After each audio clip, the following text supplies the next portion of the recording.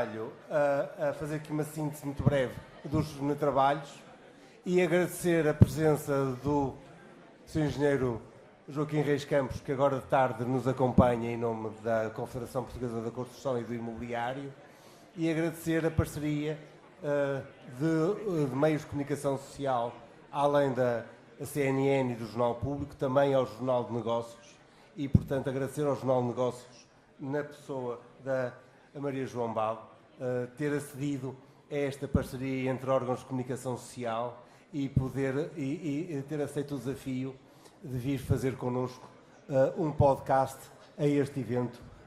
Muito obrigado também ao Jornal de Negócios. Dr. António Ramalho, veja se põe esta gente na ordem. Muito bem, António, obrigado. Vamos só, pediram-me para fazer só um resumo na qualidade de Presidente da Conferência, para fazer um resumo sobre aquilo que foi analisado da parte da manhã. É um desafio interessante, primeiro porque metade das pessoas ainda não me está a ouvir, o que é sempre adequado.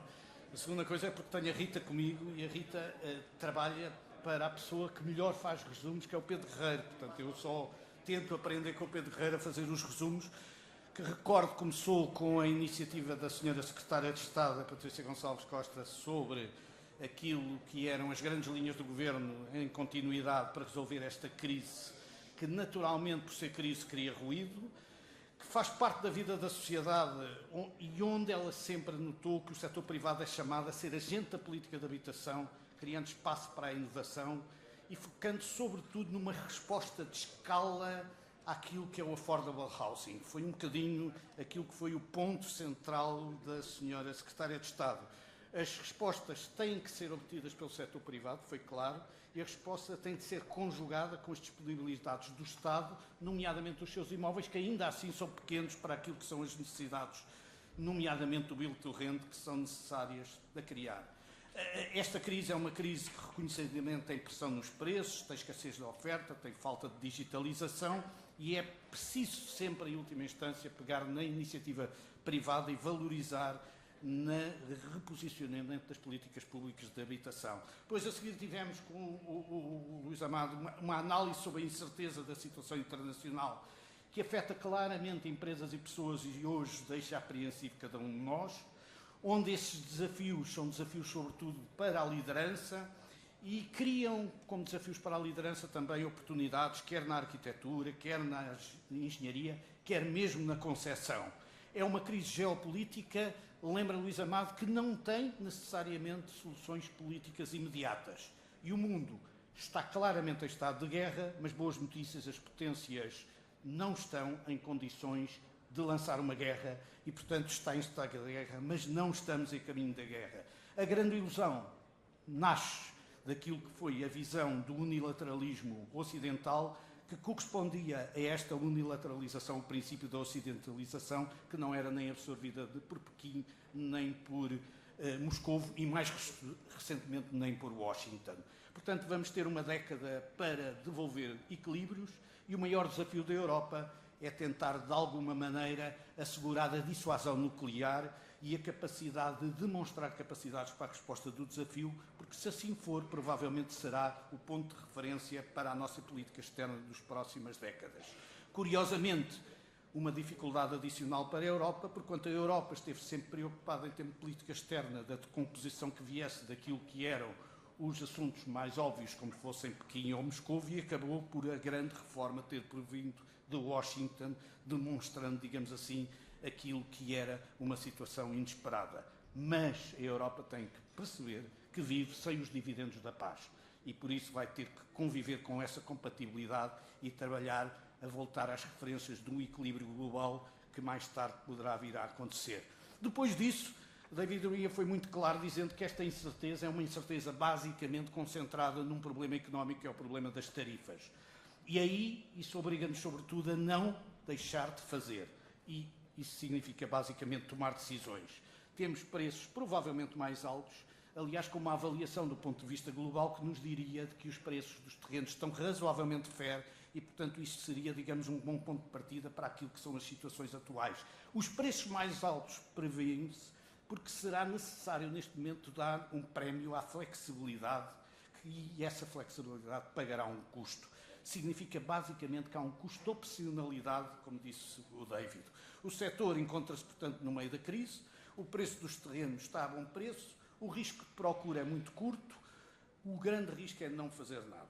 No entanto, vamos ter as forças do funding também mais baratas e, portanto, dá-nos algumas boas perspectivas. Tudo isto no curto prazo, porque no longo prazo vamos ter, sobretudo, a polarização com o novo, o verde, o well located. Vamos ter também a parte daquilo que é uma cooperação entre empregado e empregador, entre senhorio e inquilino.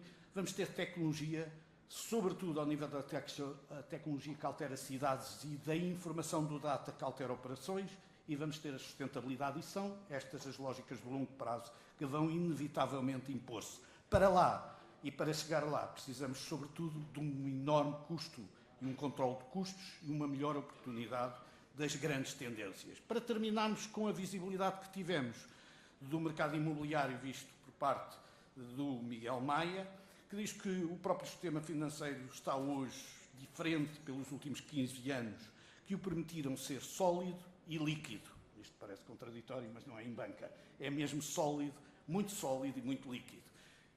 Mas isso não significa que seja tempo de relaxar, porque a inação tem riscos significativos. A descida de taxas de juros é sobretudo traz sobretudo um duplo efeito, permite funding mais barato e, com isso, uma força pelo virtude do indexante de redução dos custos de financiamento, mas também alivia os orçamentos das famílias que ficam assim com mais rendimento disponível. Mas o fundamental é não expectar outra vez uma taxa zero, que aliás não seria adequada, porque não parece ser adequada a taxas que enquadram a normalidade. Quando ao custo de dinheiro, é algo que, se for mal passado, é um erro de que se nota e, portanto, temos de estar, sobretudo, focados em soluções que vão ser, obrigatoriamente para a banca, soluções mais desviadas do standard, onde temos de fazer mais customização e mais aproximação àquilo que são os elementos de risco diferenciado. Mas recordando na banca, que basicamente há 4 princípios de risco fundamentais: a credibilidade, o cash flow, os covenants e colateral, os 4 Cs fundamentais. O problema da habitação nasce da falta de um planeamento não realizado no passado. Resolver esse problema não é fácil, não é imediato e é fundamental gerir as expectativas com calma. O mercado de arrendamento continua politicamente instável e, portanto, o nível de risco que isso representa, quer para o financiador, quer para o empreendedor, representa preços mais altos que o tornam, por vezes, menos competitivo. Isso aconselha algumas políticas que pudessem perdurar no tempo, dado que as situações políticas permitem sempre confronto, mas deveria haver 2 ou 3 assuntos sobre os quais todos deveriam encontrar soluções. Do ponto de vista das soluções alternativas, objetivamente eles podem surgir, não tanto na parte do financiamento, mas sobretudo da parte da prestação de serviços. Eles serão sempre bem-vindas, porque os bancos estarão eventualmente capazes de dar a resposta adequada a tudo isto. E, de alguma maneira, esta era a perspectiva final com que eu vos gostava de deixar, não deixando de esquecer que depois disto tudo ainda falou a Nude, que nos convidou para um excelente almoço, que foi aquilo que nós tivemos e que pudemos beneficiar. Finalmente, queria-vos dizer que depois deste resumo eu vou assumir as minhas funções num podcast do Jornal de Negócios e, portanto, pedi a toda a gente que, fora deste resumo, me autorizassem a tirar a gravata, porque me comprometi com o Gonçalo Moura Martins que estaríamos em igualdade de circunstâncias para esse efeito. Muitíssimo obrigado. E, portanto, agora sem gravata, convido a Maria João Babo. Eu tomo conta da gravata, se quiser.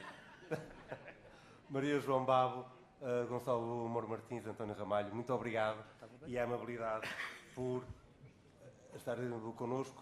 Eu faço, como sabem, aqui a minha mania de controle de tempo e eu deixo aqui o timer. Muito bem. E olá e bem-vindos. Esta é a Partida de Xadrez, é um podcast do Jornal de Negócios com o Gonçalo Moura Martins e o António Ramalho, que de 15 em 15 dias olham para o tabuleiro da economia e analisam as jogadas. Eu sou a Maria João Babo, jornalista do Jornal de Negócios, e modero quinzenalmente este podcast.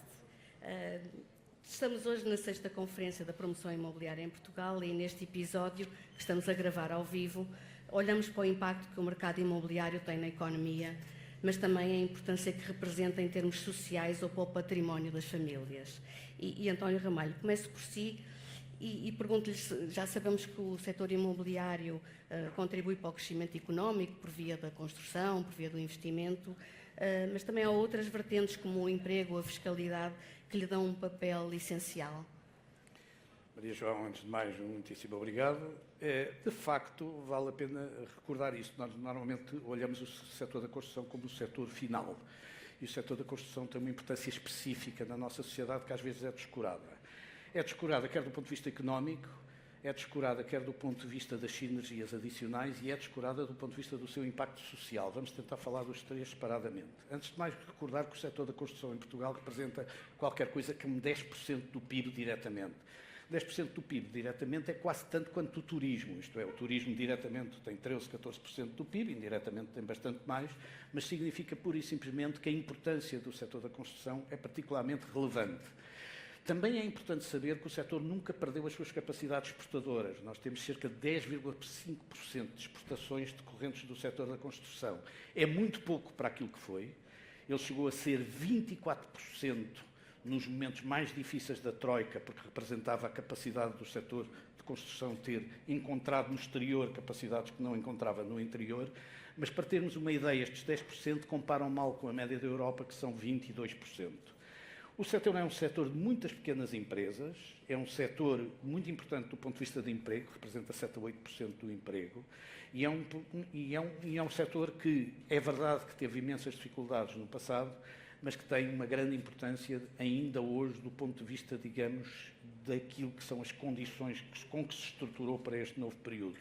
Tem um return on equity no setor da construção especificamente de 8,44%, no setor imobiliário é um bocadinho mais, porque quer os serviços especializados, quer a engenharia estão acima de 11% no return on equity, e a verdade é que hoje em dia o nível de autonomia financeira do setor está na ordem dos 38%, 39%, o que significa basicamente que já tem um nível de capitais próprios razoavelmente adequado. O que significa basicamente, do ponto de vista económico, é um setor particularmente relevante, nós todos temos a percepção disso e é bom termos isso como ponto de partida. Tanto mais porque foi um setor que foi muito massacrado, porque no fundo era um setor que estava excessivamente alavancado quando foi a nossa debilidade económica de 2008 a 2011. Dizer também que é um setor adicional, porquê? Porque é um setor que é muito consequência de um dos setores que foi mais relevante, ou se calhar foi o setor mais relevante, para o sucesso da recuperação portuguesa. Eu costumo sempre contar esta história de que nunca encontrei um argumento, eu negociei muitas vezes com a Troika, e nunca consegui encontrar um grande argumento para explicar à Troika que as coisas iam correr bem. E, no entanto, eu tinha a forte convicção das coisas iam correr bem, era uma questão de fé, e expliquei muitas vezes à Troika que corriam bem, porque em Portugal corre sempre tudo bem. O que era um argumento fraco, porque todos os outros tinham alguma justificação mais técnica para o efeito. E hoje em dia, quando olhamos para trás, o que vemos é que, não tendo nós uma estrutura de bens transacionáveis capaz de nos permitir as exportações que reequilibrassem as nossas contas externas, que era o grande problema com que Portugal tinha que conviver, a verdade é que nós utilizámos o instrumento mais normal para isso, que foi pegarmos naquilo que era menos transacionável, que era o território, e passámos a transacioná-lo em turismo. E esse é o grande sucesso dos portugueses. Foram encontrar, porque de outra maneira precisavam de anos de investimento, anos de capacidade, assim pegaram na sua capacidade turística e pura e simplesmente transacionaram. O que é importante, Maria João? É que o setor do real estate é um setor consequência do turismo. Isto é, o turismo ganha valor sucessivo.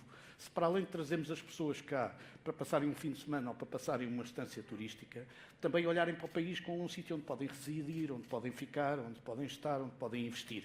Isso tem acontecido imenso em muitas geografias. Ponto final desta história é que ainda por cima é um setor que, para além de ser a consequência desta grande vantagem que Portugal tem, e Portugal tem aqui um soft skill que é o welcoming, que recebemos bem, vamos ser sinceros, temos que dar um nome inglês a isto, é welcoming, não é dizer que receber bem, ninguém percebe. É mesmo o welcoming que nós sabemos fazer. Nós, além disso, temos um adicional que eu acho que vale a pena referir, que é, não só estes elementos são centrais, como ainda por cima esta atividade tem um enorme impacto social na sociedade. Isto é, o nível de impacto social desta indústria, do ponto de vista de como as pessoas vivem, como as pessoas estão, como as pessoas poupam, é fundamental. O que traz coisas boas e traz coisas más, mas isso fica para a intervenção seguinte. Então, eu vou aqui falar com o Gonçalo Moura Martins, a ver se ele também tem uma hipótese de falar hoje. E voltarmos à questão da habitação, isto é, numa altura, cerca de metade do património das famílias em Portugal está na habitação. São mais de 70% das famílias que têm casa própria. Isto quando vemos aumentos do preço da habitação de 16,3%, como vimos no primeiro trimestre. Isto, em sua opinião, significa que também é a riqueza das famílias que está a crescer? É uma consequência direta. Eu nunca percebo como é que nós olhamos para um balanço, e todos nós sabemos o que é um balanço de uma empresa, e temos o ativo e o passivo, e quando só sobe o ativo, acham que seja uma coisa má. Não é uma coisa má. E é importante que as pessoas tenham essa consciência. O problema da habitação tem que ser analisado em 3 dimensões. É um propósito social fundamental. Não sei, quem estuda o direito como eu sabe que o artigo 6º da Constituição diz que o direito à habitação é um direito inalienável do povo português. E, portanto, uma política, um setor, uma indústria que não realiza o seu propósito social está a falhar. E isso, obviamente, tem maior responsabilidade do setor público, do setor privado, mas o setor privado não se pode aliar desse fim. A segunda dimensão é a dimensão industrial, que o António já caracterizou, a dimensão do PIB, 16%, o emprego, 7%, enfim, e principalmente é um grande arrecadador de impostos para o Estado. E é importante perceber porquê, pela sua formalização ao longo de toda a cadeia. E a terceira dimensão é a dimensão patrimonial, ou seja, com um país de proprietários, como a Maria João, e aí há 2 grandes estudos, portanto os números variam um bocadinho, portanto damos aqui um espectro e uma dimensão relativamente diferente, mas de qualquer maneira, o que nós chegamos, o estudo último que eu li, diz que a riqueza das famílias portuguesas deverá estar perto de 1 trilhão de euros, trilhão à maneira americana. E o património líquido à volta de 850 bi, sendo que desse património líquido, 505 bi é a própria casa. Isto até é um número recente, não é? Sim, é um número recente. Havia um estudo da Fundação Gulbenkian mais antigo que até dava um peso maior à casa. E eles explicam porquê, porque nos últimos 2 anos o crescimento dos ativos financeiros pela valorização bolsista foi muito significativo e, portanto, atuou um bocado da dimensão patrimonial das casas. De qualquer forma, é importantíssimo não esquecer esse aspecto. E o património só existe com 2 características fundamentais. Só existe se for uma reserva de valor, o que parece ser, porque cresce, e se tiver um mercado de liquidez, que lhe dê liquidez. E isso temos em Portugal. Portanto, quando nós olhamos para estas 3 dimensões, é fundamental encontrar um equilíbrio. E esse equilíbrio eu sei que é difícil, e estamos num momento difícil do mercado, porque o Estado está a correr bem para a indústria, está a correr bem para o património, mas está a correr mal para o objetivo social. E então, aí o Estado tem que criar políticas muito rápidas, e rápidas na medida em que elas possam o ser, para que essa disfunção social, essa falta de cumprimento social da habitação, não faça depois medidas que distorçam as outras, porque imagina o que era de repente, ou congelar o valor das casas, ou congelar o valor das rendas, ou seja o que for, que implicaria imediatamente diminuir o património e as poupanças dos portugueses. Medidas que façam descer o preço da habitação fazem descer essa riqueza dos São portugueses. erradas. Nós temos 6 milhões de pessoas em Portugal que beneficiam da valorização do parque habitacional. É muito mais fácil resolver a disfunção do mercado de 150 mil famílias que não têm acesso à casa do que destruir o valor de 7 milhões ou de 6 milhões de proprietários. E António Ramalho, nesta... E eu acho que isso devia ser uma evidência, mas às vezes não é. Nós já debatemos no nosso podcast que a crise da habitação é sim um problema de acesso à habitação, como dizia agora o Gonçalo. Isto, no caso dos jovens, por exemplo, a questão é que se há 20 anos 70% tinham casa própria, esse número caiu a pique.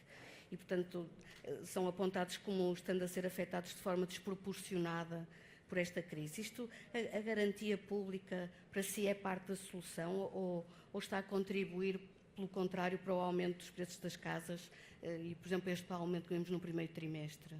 Vamos analisar isto, enfim, de uma forma curto prazo, longo prazo. O primeiro problema é que uma crise de acesso não se resolve no curto prazo. E eu acho que o grande erro dos últimos governos, incluindo deste, é dar uma ideia de que a gestão de expectativas consegue-se resolver com programas de emergência. Não há programas de emergência para resolver o problema da habitação. E, portanto, é preciso que haja um programa estruturado, com pés e cabeça, pensado E há que dizer às pessoas que têm que suportar esses ónus durante algum período. Um dos ónus que acontece é que, de facto, o grande problema essencial, tal como o Gonçalo aqui referiu, com esta discrepância de números evidentes, que é, se nós temos 2 milhões de famílias, eu gosto de falar até em famílias, 2 milhões de famílias que são proprietários da sua casa e já pagaram a sua casa por inteiro, isso significa que não vamos dizer a essas pessoas que, para satisfazerem agora os interesses daqueles que querem aceder à habitação, e vamos pôr, digamos, um cap no preço das casas. Ainda bem que as casas deles estão mais valorizadas, isso é bom sinal, e é sinal, aliás, que o mercado roda. Aliás, depois vamos falar nisso um bocadinho à frente. Mas da garantia pública... A garantia pública foi encontrada como uma solução para resolver o problema do acesso daqueles que eram os primeiros a terem dificuldade a ir à habitação, que eram os jovens. Ora, sempre que se faça qualquer intervenção momentânea, de curto prazo, sobre a procura, a consequência é que isso facilita a subida de preços. É inevitável, porque se desequilibra para mais procura, para o mesmo tipo de oferta. Agora, não nos vamos... Mas isso não é contraditório com o objetivo da... Não, porque eu acho que o preço não é o elemento central e alguém tem que dizer que o preço não é o elemento central deste problema. O problema central é encontrar um reequilíbrio entre a oferta e a procura, não é, neste momento, trabalhar o preço amanhã. E, aliás, isso é que leva a que haja alguns partidos que de vez em quando falam em caps de preço ou limitações de preço, etc., que já sabemos que o resultado é sempre aumentar os preços ainda mais. Portanto, a única questão que está aqui subjacente é saber quais são as prioridades em cada um dos momentos.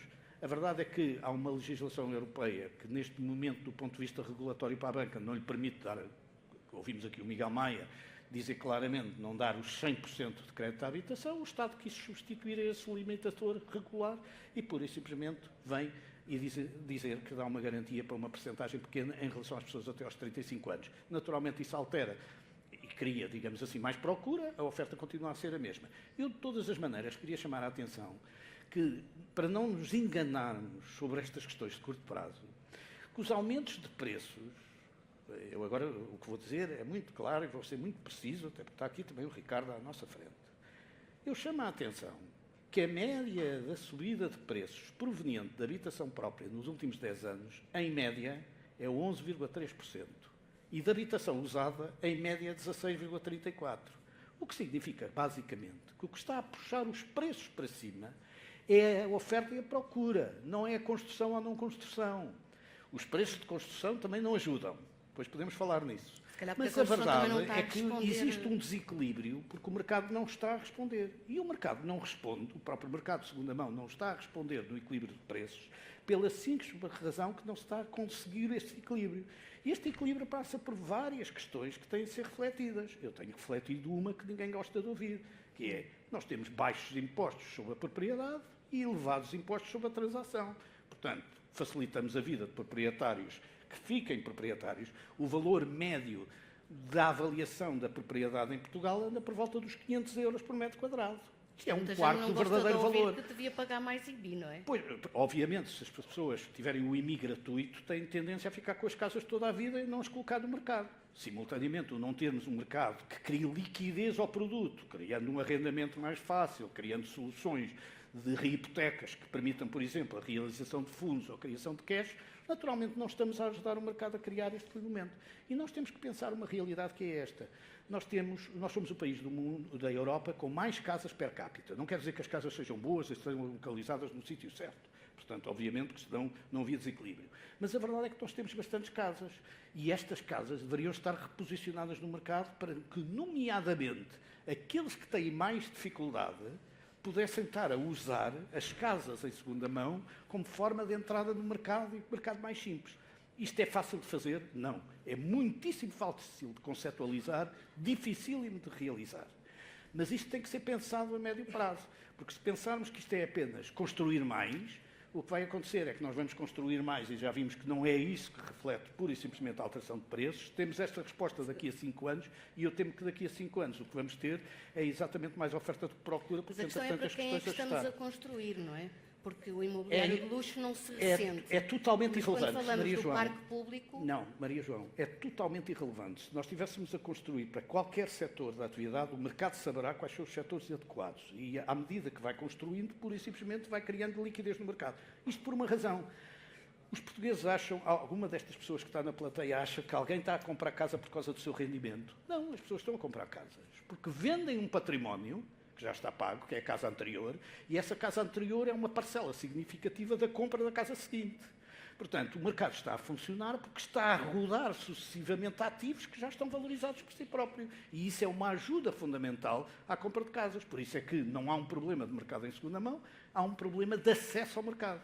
E por isso é que aqueles que não estão no mercado têm dificuldade de aceder a ele, aqueles que já estão no mercado continuam a comprar. Por isso é que, quer dizer, nós tivemos um aumento de preços a 6% no homólogo do trimestre, mas tivemos mais 25% de transações. Portanto, as transações estão a aumentar. Portanto, se nós olhássemos para isto sem a ideia do stress de rendimentos, nós diríamos que tínhamos um mercado perfeito. No entanto, a interpretação que nós temos é que temos um mercado mais difícil. Ainda assim, eu sobre stress de rendimentos depois também gostava de falar.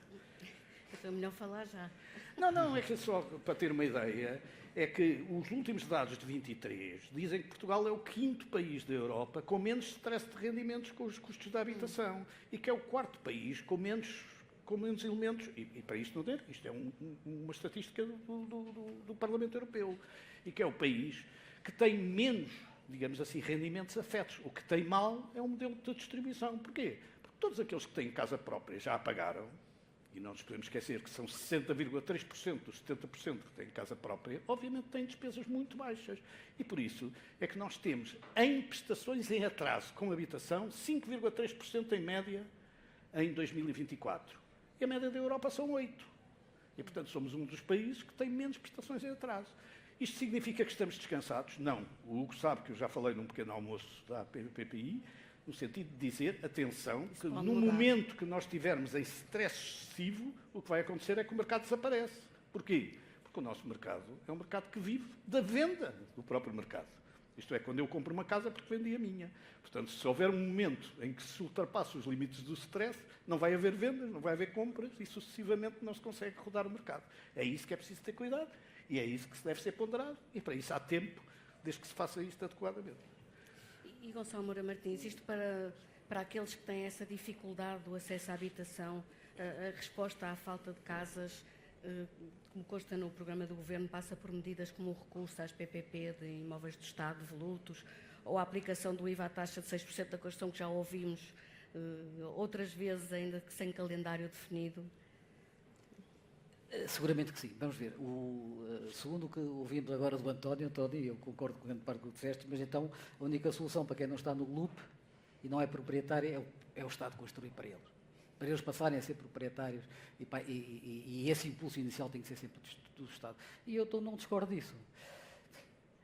Voltemos a 1993, alguns dos presentes não são tão velhos como eu, mas não se lembram, mas em 1993, em março, saíram 2 decretos-leis.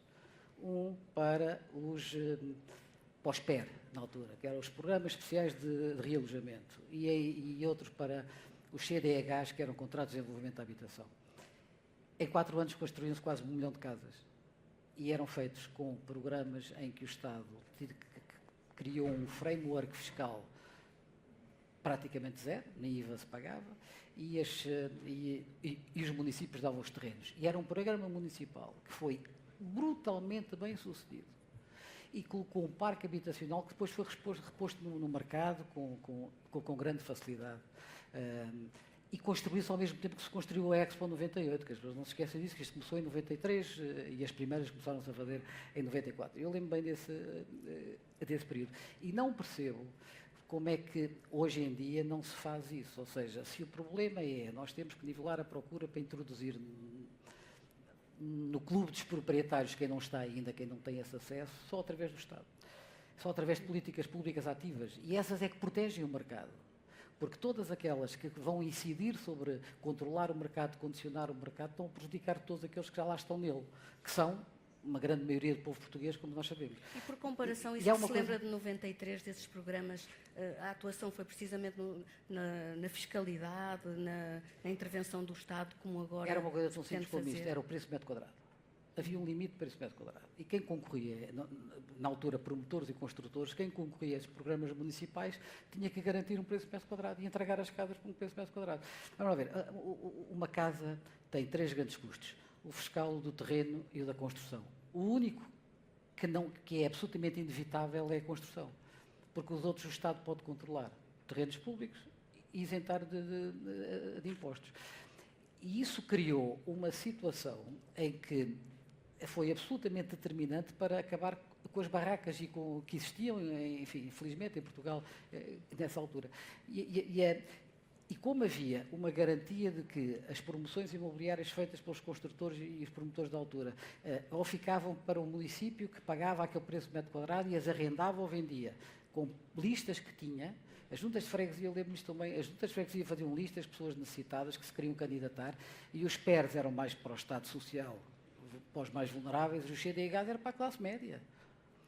E o que aconteceu... Quase a receita está dada. Sim, eu só não percebo, que ninguém vai reler esses créditos de lei, são pequeníssimos. E o que sucedeu foi que havia, como dizia, uma limitação no preço de metro quadrado e as câmaras garantiam comprar aquelas casas àquele metro quadrado. Ou seja, o promotor, mesmo nos CDHs, podia escolher um sistema híbrido, que é ele vendia diretamente ou aqueles que não vendessem entregava à Câmara Municipal.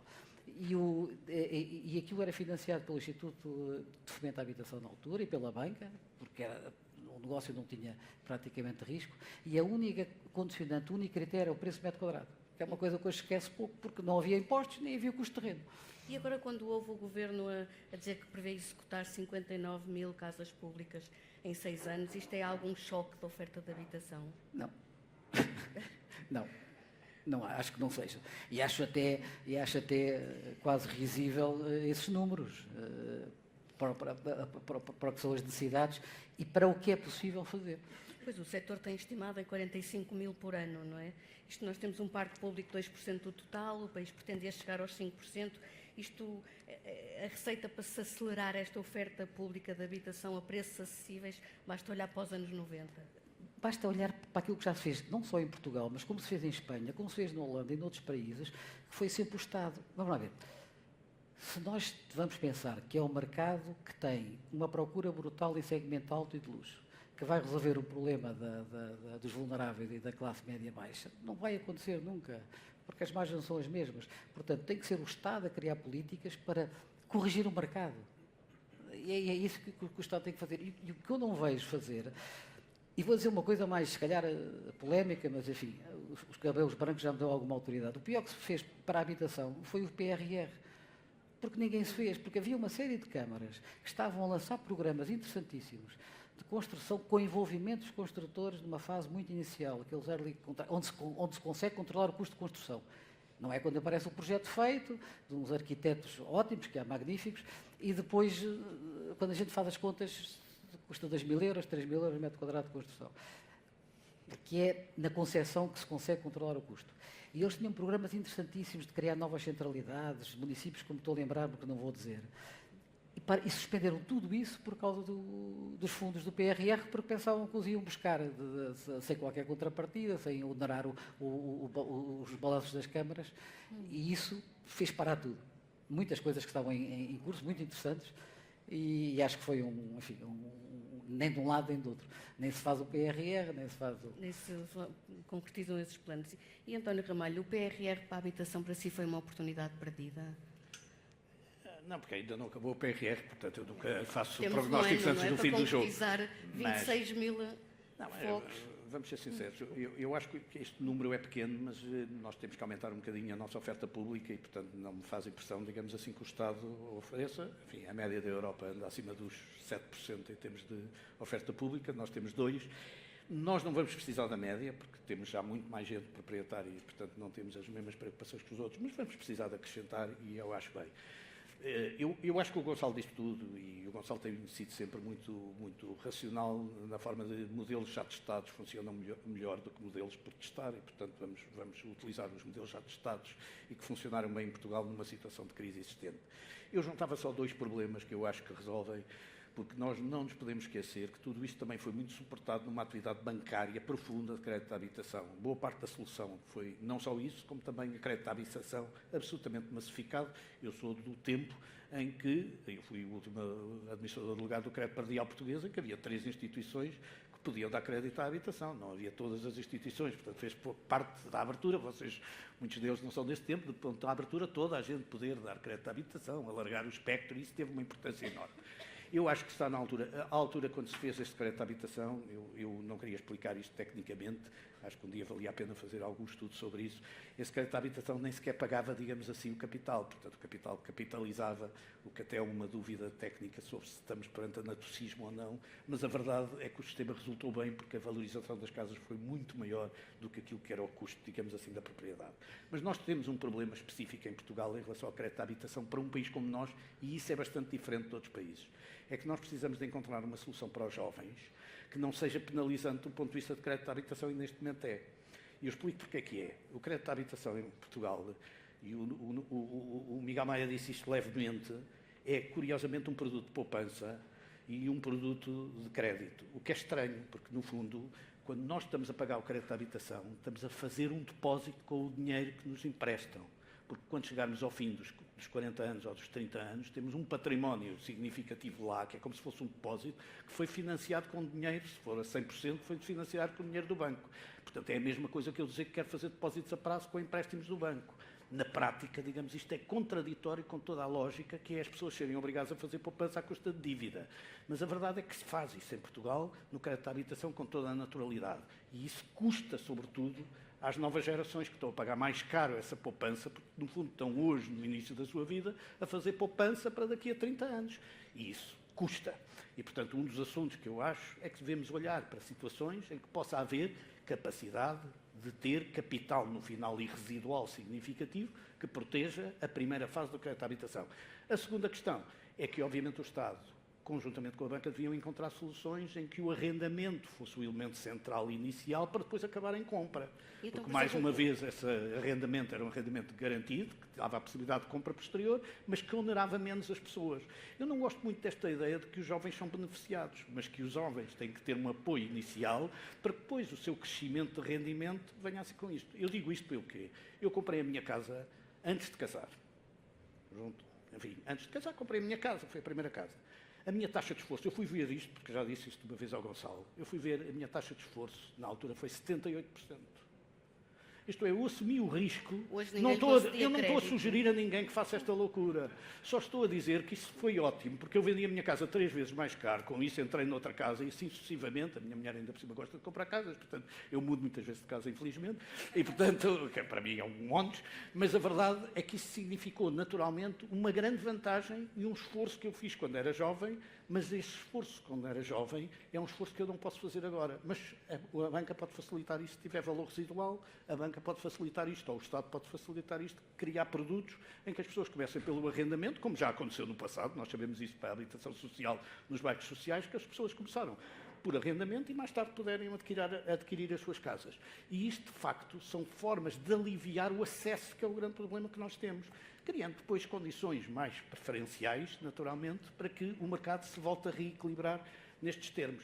Agora, não será mais 59 mil casas ou mais 26 mil casas que vão resolver o problema, mesmo que sejam no affordable housing.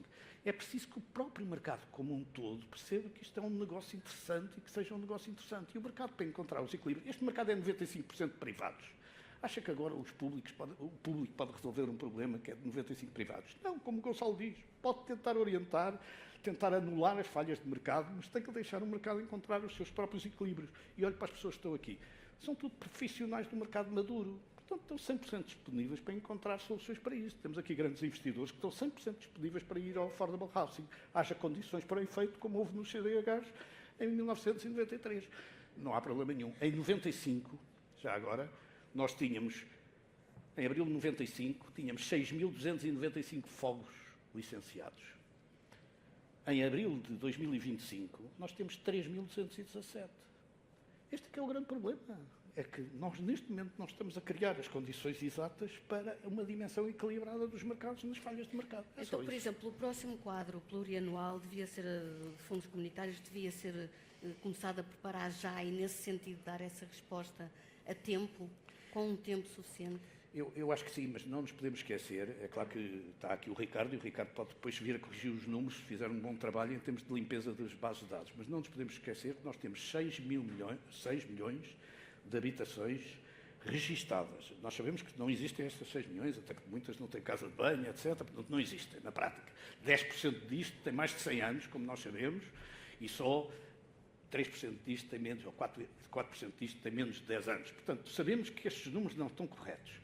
Mas, independentemente disso, nós não podemos ir montando casas em cima de casas na expectativa de chegarmos ao equilíbrio, porque as casas precisam de flexibilidade para os sítios onde as pessoas precisam de as habitar e não a manutenção das casas em sítios onde as pessoas já não querem habitar ou já não estão.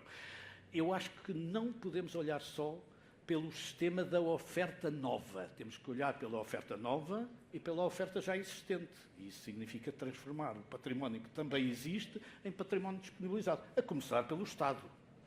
Com o devido respeito, tem números de imóveis que pode colocar no mercado, desde que o faça através de quem tem capacidade de execução. Quem é que tem capacidade de execução? Você está a olhar para as pessoas que têm capacidade de execução. São os privados. Infelizmente, tenho pena de dizer, mas não vai ser o público a ter capacidade de execução de um programa desta dimensão para Portugal. E Gonçalo Moura Martins, a Comissão Europeia alertou recentemente que Portugal não está a conseguir responder a esta crise, recomendou medidas concretas como o controle das rendas, imposição de limites ao alojamento local, coisa que já foi tentada e revogada, ou até recurso a imóveis desocupados. São soluções que já são usadas em alguns países, mas em Portugal têm sido sempre recebidas com uma forte oposição. Isto não vê que a solução vá por limites? Não, de todo. Isso enfim, seria tudo contrário ao que nós estivemos aqui a conversar sobre a necessidade e a importância que o mercado tem, não só na vertente industrial, como na vertente patrimonial. Eu acho que não é por aí que a solução tem que vir. A solução tem que vir de o Estado criar incentivos para corrigir as distorções de mercado, e é possível, já o fizemos no passado, há soluções. Agora, obviamente que isso vai demorar tempo, isso passa por construir. Claro que o Estado pode pôr os imóveis que tem ao serviço de volutos, ao serviço da habitação, etc., mas isso custa tanto como construir, não é? Quer dizer, até em alguns casos custa tanto como construir e demora tanto como construir novo. Agora, essa não é de todo, não parece que sejam essas as soluções, e acho que aí a própria União Europeia deu um mau exemplo, porque não só não é matéria da sua competência, como imiscuiu-se aqui, criou aqui um fediver sem qualquer solução, porque as soluções que deu não são boas, porque toda a gente fala do sistema holandês que fixou as rendas. Eu, por acaso, fui ver o sistema e é uma falácia total, porque o que eles controlam é uma quantidade ínfima das casas e fazem uma progressão relativamente ao aumento logo depois de elas serem liberadas. Portanto, é uma falácia, não há controle nenhum, ou seja, não é inibidor do tal mercado de ter. Agora, há um problema que as cidades maduras têm que perceber, que é, isto é um problema social, não é um problema, a gente fala aqui eufemisticamente que é um problema de distorção de mercado, são pequenas distorções de mercado que há que corrigir, etc., e vamos todos embora. Não, isto é um problema social, e é um problema social que se está a volumar. Se nós não conseguimos, enfim, fazer com que os nossos jovens e aquelas pessoas que ainda estão no tal loop dos proprietários, do clube dos proprietários, não acedam a ele rapidamente, nós vamos criar tensões sociais, nós vamos criar fuga de talento, mais fuga de talento ainda, nós vamos criar condições, ou não vamos criar condições para combater a inversão do ciclo demográfico e, portanto, parece um pequeno, ou melhor, não é um pequeno problema, é um problema que tem implicações sociais de grande gravidade. E, por exemplo, a melhoria da rede dos transportes.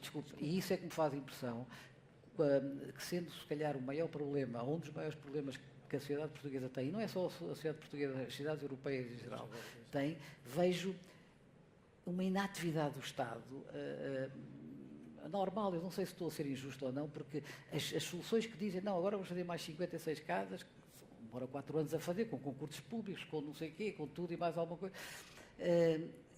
e não percebem a premência e a gravidade e como isto pode ser disruptivo do ponto de vista social. Porque há exemplos que cada vez mais nos entram pela nossa casa, pelos meios de comunicação social, televisão e jornais, de que aquilo que nós dávamos como certo, que se eu tivesse um emprego, tinha casa. Porque conseguia sempre. E agora há pessoas com emprego que não conseguem ter uma casa. E isso não é sustentável do ponto de vista social. A questão do investimento em boas redes de transporte, que no fundo é outra sugestão da Comissão Europeia, é que no fundo podia permitir às pessoas de zonas rurais ou de zonas mais suburbanas conseguir trabalhar nesses centros que estão sob maior pressão. Mas mesmo que nós consigamos, vamos ver, mas por anéis, toda a área metropolitana das grandes cidades está sob pressão. Não há, quer dizer, a gente vai a um anel superior, vai ali para o nível, não sei o quê, também não se arranjam casas. Claro que é mais fácil, apesar de tudo, os preços não estarão tão inflacionados. Mas se não houver alguma construção pública com programas muito efetivos, muito rápidos, muito desburocratizados, em que os incentivos estejam perfeitamente alinhados, que é, eu tenho aqui um terreno grande, eu posso aqui licenciar 22 mil, um município, 20 mil metros quadrados, o licenciamento está feito, eu comprometo a fazê-lo em 6 meses, e você tem que dar um preço, uma proposta em custo de construção, custo de venda, metro quadrado. E a ver se... Faz um concurso. Porque era assim que se fazia no passado e teve um efeito brutal. Porque não havia risco, porque a única coisa que eu tenho que controlar é a minha capacidade de produção. Porque o preço final está garantido e a venda está garantida pelo Estado. E não vejo nada, agora vejo já as PPPs. A PPP é um instrumento extremamente complexo, deve ser aplicado apenas e só a grandes infraestruturas. Tem uma matriz de risco complexa, tem uma legislação muito complexa, é uma área da contratação pública onde mais há influência das diretivas europeias, é muito complexo. Acho que estão a ir pelo caminho errado e fico um bocado admirado e às vezes até perplexo com a incapacidade do Estado estar neste momento a criar medidas, porque é completamente diferente de dizer, olha, o senhor daqui a 2 anos vai ter casa.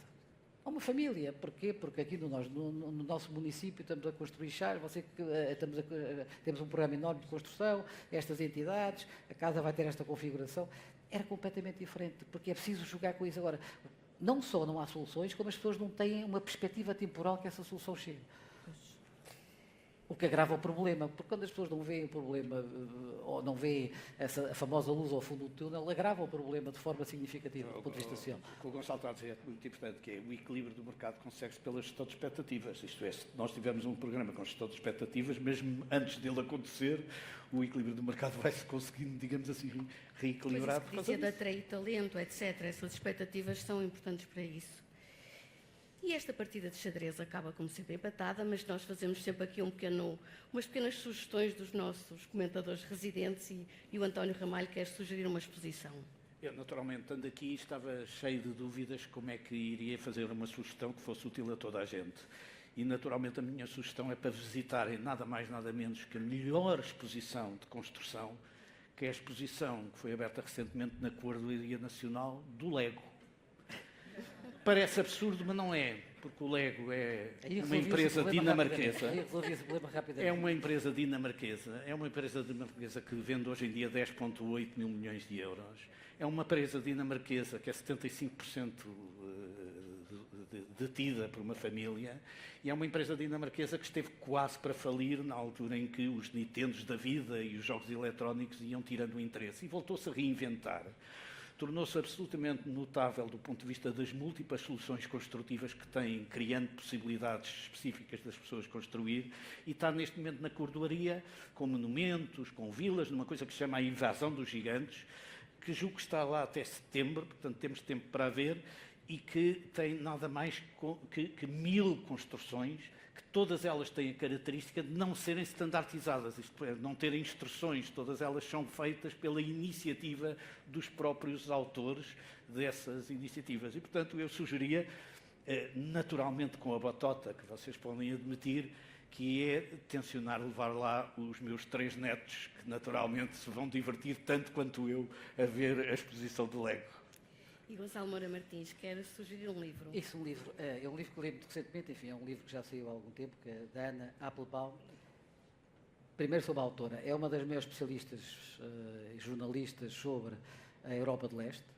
É casada, curiosamente, com um ex-ministro dos Negócios Estrangeiros polaco. Ela nasceu, é americana, mas nasceu na Ucrânia. Escreveu no Economist, Washington Post, no Spectator e está neste momento é editora-chefe do The Atlantic, que é uma das grandes revistas resistentes à ideologia maga e, enfim, e aos iliberais, como agora se diz, e ganhou o prémio Pulitzer em 2004. O livro chama-se Autocracia Inc. Inc. É a abreviatura para Incorporated, ou seja, é o nosso SA limitado. Ou seja, o que ela diz é como o negócio, como a autocracia do negócio e como se sustenta dos negócios para se perpetuar no poder. O livro é muito interessante porque ela dá uma série de exemplos, enfim, de sistemas de democracias mais musculadas, como enfim, Singapura, autocracias assumidas, como as do Golfo e a Rússia e outras. E é interessante como ela conta uma série de episódios em que a classe política se sustenta na classe económica, que a alimenta, que a torna rica, muito rica, que cria aquelas fortunas colossais que depois são os protetores e a perpetuação dos regimes políticos do tal. Ela conta uma história que eu acho muito engraçada, que ela conta uma vez que estava no gabinete com o Bill Clinton, quando ele era presidente, e então ela deu o exemplo, alguém estava a dar o exemplo de que a internet era uma coisa que se tinha que olhar. E toda a gente se riu imenso, os maiores especialistas, de como é que alguém controla a internet, isso é uma loucura, não acontece nada. E hoje diz ela que a internet e as redes sociais são o maior instrumento de perpetuação das ditaduras. E esta foi a Partida de Xadrez, um podcast que pode ser ouvido no site do Negócios e nas principais plataformas. O António Ramalho e o Gonçalo Moura Martins voltam daqui a 2 semanas a colocar as peças em cima do tabuleiro. Muito obrigada.